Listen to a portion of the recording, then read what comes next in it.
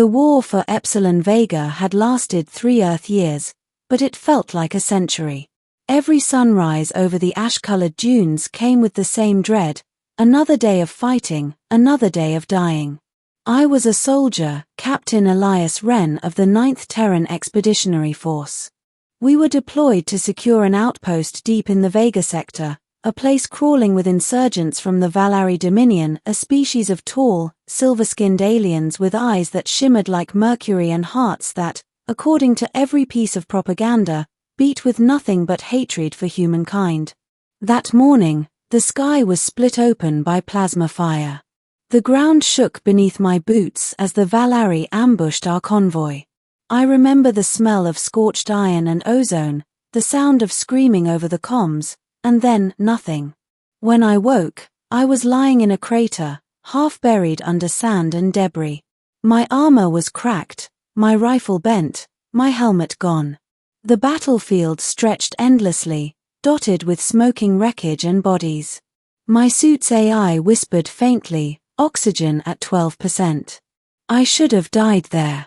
Instead, I heard a voice, faint, melodic, unfamiliar. Stay still, human. You're losing too much blood. At first, I thought it was my AI glitching, hallucinations from a concussion. But then she appeared, a tall figure in silver armor, her face partly hidden by a shimmering visor. When she removed it, I saw her eyes, bright silver, glowing faintly in the dust-choked air. A Valari. My hand went for my sidearm, but she was faster. She pressed something cold against my neck, a small injector that hissed softly. The pain in my ribs dulled. My vision sharpened. You try to fight me again, she said, voice calm but firm, and you'll bleed out before your weapon clears its holster. I didn't understand. Why was she helping me? Why? I croaked. Because, she said simply, you saved my brother 2 days ago. Part 1, The Enemy's Mercy. My mind scrambled for the memory. 2 days ago, during a skirmish in the Canyon Pass, we'd captured a Valari scout. He'd been wounded, trapped under debris.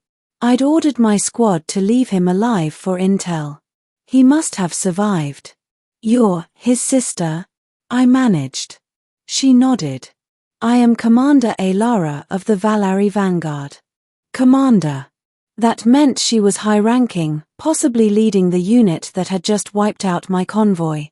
I cannot let you die here, she said, opening a medpack made of smooth, alien tech.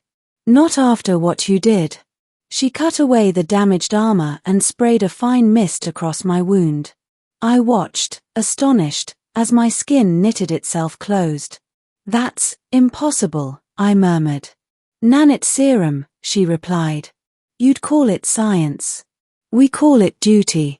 Her tone was sharp, but her eyes betrayed something softer, a flicker of curiosity. As she worked, I noticed her armor bore deep burns and blood streaks. She was injured too. You're wounded, I said. She shrugged. I've endured worse. You humans hit hard. The irony almost made me laugh. 2 sworn enemies, bleeding under the same alien sun, saving each other when everything else had burned. But the sound of distant engines shattered the fragile peace. My visor HUD flickered alive, Terran reinforcements inbound. You have to go, I said quickly. If my unit finds you here. She cut me off. Then they'll kill me. I know. Without another word, she lifted her rifle and aimed it at me. My heart stopped until I realized she was firing past me. A Valari dropship was descending nearby. She fired flares into the sky, a signal. They'll think I finished you, she said, voice suddenly low. When they leave, you'll survive. She hesitated a moment longer, eyes meeting mine. You saw nothing. Understood. And just like that, she was gone, vanishing into the smoke as her people retrieved her. Part 2, The Memory That Wouldn't Fade. Back at base, I couldn't stop thinking about her. The medics said my wound was clean, no infection, no scarring. Lucky break, they called it. But I knew luck had nothing to do with it. I tried to report the incident, but the intelligence officer shut me down. A Valari saved you? Impossible. They don't take prisoners, Captain. Don't let the trauma mess with your head. Still, her face haunted me, those silver eyes, that calm voice. I even heard her in my dreams. You saved my brother. Weeks passed. The war raged on. We were ordered to push deeper into Valari territory, to end it once and for all.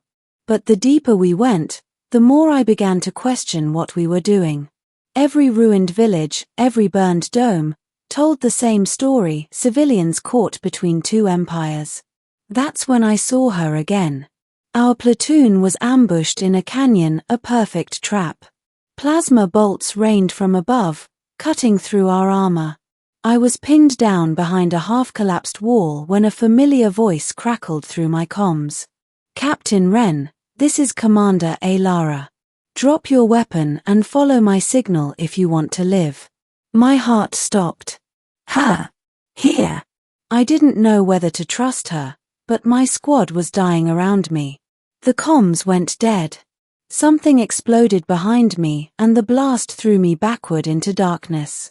When I woke again, I was somewhere dim, metallic, humming with alien machinery. Aiart stood over me, her helmet off, a faint bruise on her temple. I told you to stay away from this sector, she said. You knew I was here. I monitor the Terran frequencies, she replied, crossing her arms. You humans shout your orders for half the galaxy to hear. I sat up, realizing I was aboard a Valari ship. Panic rose in my chest. What are you going to do with me? Nothing, she said. I'm sending you back. I stared at her. You risked your life, again, to save me. Her expression didn't change. Because you did once. And because, she paused. You don't belong in this war any more than I do. Part 3, Between Two Worlds. Over the next few hours, as her ship drifted cloaked through the canyon mist, she told me things I wasn't supposed to hear. The Valari weren't conquerors, not in the way Earth Command painted them. They were fighting for survival. The Terrans had discovered an energy source, Etherium, beneath Valari soil. To Earth, it was the future of interstellar travel. To the Valari, it was sacred, part of their planet's life cycle. They call us monsters, she said quietly, because it's easier than admitting they're the invaders. Her words hit harder than any weapon. Why tell me this? I asked. Because I want someone on your side to know the truth when this is over. She looked out the viewport. If it ever ends. Then her ship jolted violently. Sirens blared. Incoming Terran patrol. She shoved me toward a small escape pod. Get in. What about you? They'll scan the ship, she said. If they find a human here, they'll destroy us both. I hesitated. You can come with me. I'll tell Command. She gave me a small, sad smile. And what will you tell them, Captain? That an enemy saved your life twice. They'd call you a traitor. The pod hatch began to close. She pressed her hand against the glass. If we ever meet again, maybe it'll be in a galaxy that isn't at war. The pod ejected, and I watched her ship vanish into the haze. Part 4, The Truth Buried in Fire.